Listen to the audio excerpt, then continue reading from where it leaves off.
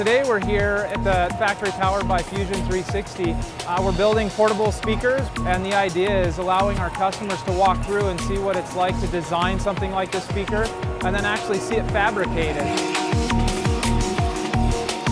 This particular speaker was made on our CNC, the Pocket NC machine. It's a 5-axis machine. There's a PCB board in here that they designed from scratch and then actually put the components on a board and solder it.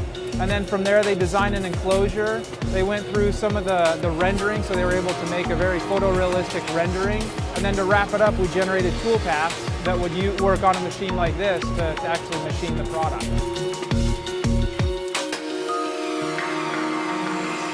And then we've got a universal laser, which is cutting the grill, the laser cutter.